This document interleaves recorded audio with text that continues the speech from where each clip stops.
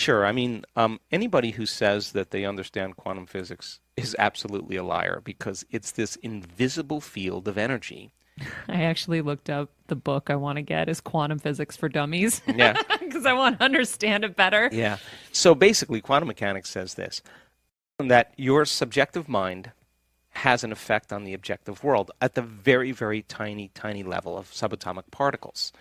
So, Einstein and Planck were fooling around with subatomic particles. They were uh, putting energy into electrons, disturbing electrons, and they were expecting those electrons to fall like an apple falling from the tree, just like the Newtonian predictable world, in a very smooth and consistent way. And when they did that, it didn't happen. The electrons were disappearing and reappearing, and it was more like a ball rolling down steps. And they all of a sudden realized that the tiny world of subatomic particles, atoms, don't behave like the very large world, like planets and suns and everything else, and apples falling from trees. So they started looking for the electrons, and as they start to look for them and measure them, they would appear. And so they realized that the observer, that the mind was so commingled at that level of subatomic particles that it was impossible to separate the two. And in fact, every quantum physics experiment, you have to have an observer present because without the observer being present, it changes the outcome. So, I've drank martinis with quantum physicists till sunrise talking about this, and they always say, yeah, the observer effect, Joe, the subatomic world is the only thing that it affects. It doesn't happen for very large things, and I always say the same thing. Maybe we're just poor observers. Maybe we can get Ooh. better at observation and focus. So, so the quantum field is an invisible field of energy or frequency, and all frequency carries information that's beyond this space and time. There's no bodies there, there's no people, there's no things, there's no places, there isn't even time. It's one infinite field. They call it the fertile void, the 0 point, where there's nothing physical. But that's where all possibilities exist. And you can't enter it as an identity. You can't enter it as your body. In fact, when we teach people how to connect to that field, we say to them, now it's time to become nobody, no one, no thing, no where, in no time. And that means if you're not your body, but you have no attention on your body, no attention on your identity or the people in your life that you identify with, no attention on the things you own, the objects that you're aware of, no attention on the place you're sitting, the place you work, the place you sleep, your home, and no attention on the familiar past or the predictable future. There's only one thing that you are in that moment. That is awareness, consciousness, and that's the eye of the needle. That is the door to the quantum field, and you can't enter as a somebody. You got to enter as a nobody. So teaching people how to get to this point, that's part of the formula. And that means they have to be able to be there without a face, without a name, without a diet, without their problems, without their disease. They have to be able to dissociate from everything known in their life. And then, How? well, Meditation? yeah, it's one of the formulas. We teach people how to do that. So it's actually very simple. Most people narrow their focus on material things. Like our eyes naturally do it. Like we narrow our focus on objects. It's called a narrow focus or an object focus. Turns out when you're stressed or the fight or flight nervous system switch on, now you really narrow your focus because you're looking for the danger. You're anticipating the danger. So people get really stuck in a very narrow focus. In fact, when they're under stress, they obsess. They obsess about one thing. They're narrowing Hmm. their focus, and they can't get beyond that one thought. Well, that's really adaptive if T-Rex is outside the cave, right? And you got to keep your attention. And you got to stay aroused in order so you don't get eaten. Well, that becomes a habit. So that kind of what's called convergent focus is very unhealthy for the brain. As you're aroused by those chemicals and you're shifting your attention when you're in that state from one person to one appointment to another problem to another person to another place, every person, everything, every object, every place has a neurological network in your brain. So as you begin to shift your attention from all these things and the brain is aroused, it's like a lightning storm in the clouds. Your brain is firing those networks very incoherently. And when the brain's incoherent, you're incoherent. So then do the exact opposite. Go from a narrow focus, a convergent focus, to a divergent focus. Open your awareness. Focus on nothing but space. And as you close your eyes and you sense space, you stop analyzing and you stop thinking. So as you're sensing space, you begin to slow your brain waves down. And as they slow down, all of a sudden the autonomic nervous system begins to merge and it comes forward and it starts to synchronize those circuits that were out of balance. And what syncs in the brain links in the brain. So all of a sudden, the brain starts firing in a more coherent way. And when that happens, we call it getting beyond yourself. You forget about yourself. That is the moment you're entering that field. And you can't enter associated with anything known. You got to enter as an unknown. You have to put more of your attention on it and less of your attention on you. The higher the vibration, the higher the frequency. I mean, the higher the level of awareness or consciousness. And so what we see in our events is we see, or the first 2 days is about getting beyond you. Mm-hmm. And what I do is I set up the conditions where I go further than where people normally go. You know, they go to a certain point and then they finish, and I say, nah, we're going to go further. So we take them past that point, and sooner or later they start letting go. So when they start breaking through, they're contributing to the field. Mm-hmm. And we've measured the energy in the room after the first day of most of our events. In fact, the first day of many events, the energy goes up, and then the next day it goes up more. The next day it goes up, and that's available energy for people to heal. That's available energy for people who have a mystical experience. That's available energy for them to create with. So then it becomes an entraining process.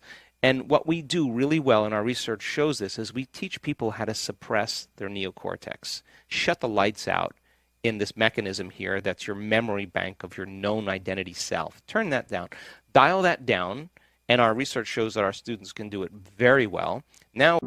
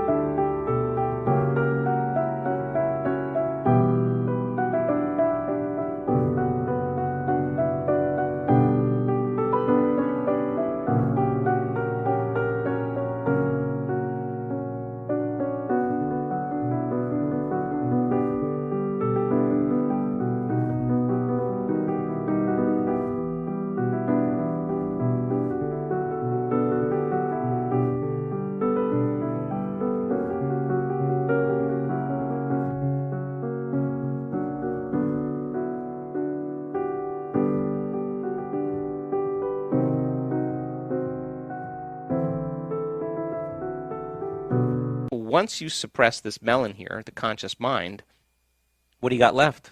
You got the subconscious mind, you got the autonomic nervous system, and that's the antenna. So when we see people doing this and they start in training, wow, they start having profound mystical experiences. People start having very profound energetic moments, and they're influencing one another. And of course, now you're moving a community of people across. And once you get to that certain state, then it just becomes magic. Everybody just goes. It happens. We were just doing an event in Mallorca last week. I got back on Sunday night, well, actually Monday morning, and we had 1,300 people there, and we solicited 1,300 people, and 1,300 people said, I had the most amazing week of my life. That everybody, the entire audience, had some type of personal transformation, personal breakthrough, amazing healing, or mystical moment that changed them for the rest of their lives. And it becomes a frequency that everybody becomes entrained to. And so then, by the same means, as people are starting to overcome all their old programs, nobody's complaining. And if nobody's complaining and you're the only one complaining at the lunch table, all of a sudden you become aware. Everybody kind of looks at you and you're like, yeah, you stick out. Oh, well, now I'm no one else is doing it. I don't have any agreement here, so they just finally they stop, So But what about when they go home? Well, have they already, with the field, communicated in a sense with the people that are closest to them? Because I Well, feel like that yeah, I happens. can tell you this, that wow, we have great accounts of mothers that have had uh, grown adults with autism or mental health issues. Boy, they have an amazing transformation because mom's energy changed and it just affected them Hmm. and children as well. So I think that, I always say when I ran my clinic in the Pacific Northwest, I'd always say to the staff, our energy's got to be higher than every single person that walks through that door because we want to bring everybody's energy up, right? So it works both ways. Some days you begin to entrain other people's frequency and it becomes magic. Other days you can't get beyond it and you're brought down to a lower level, and that's the work. That's the work every day. How'd I do today? Yeah. At the end of your day, ask yourself, how'd I do? When did I fall from grace? When did I go unconscious? Yeah. When did I lose it? Well, if it happened again, what would I do differently now? Now you're evolving your own experience of self, right? And you say, well, the next time that happens, I'm going to rehearse how I'm going to be. Now,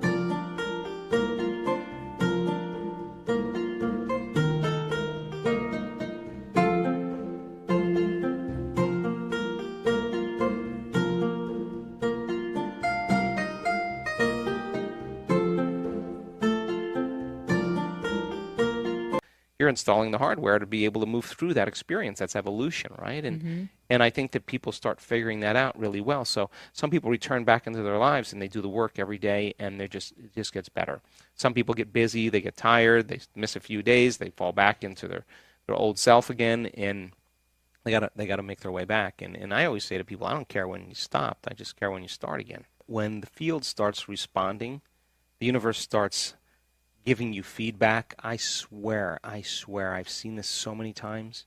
When the magic starts happening and things start falling out of nowhere, Hmm. you will look back at your entire past in that moment, and you're not going to want to change one single thing in your past because it brought you to the present moment. Yes. That's the moment the past no longer exists. That's the moment you're Yeah. free. That's when you say, it all makes sense. And so many people now in this work, The when they start chills. raising their awareness, we just had a guy send a video in from Spain. I was laughing so hard at him because he had a really difficult life when he was young. And he just kept saying, in this beautiful way, it all makes sense now. Hmm. I understand. I understand everything. I've never felt this much love in my life. Of course, he's not viewing it from that same level of consciousness, that same level. He's viewing it he's not in the labyrinth. He's looking at it from above, and it all Yeah. makes sense. And it's not discontinuous, it's unified because as you get closer and closer to connecting to that unified field, that invisible field of Hmm. energy that connects everything material, as you get closer and closer to it, you experience greater levels of wholeness, greater levels of oneness. And as you do that, you feel less separation. So things all make sense. They all connect because you're at a greater level. Imagine where you can go with that. I mean, Yeah.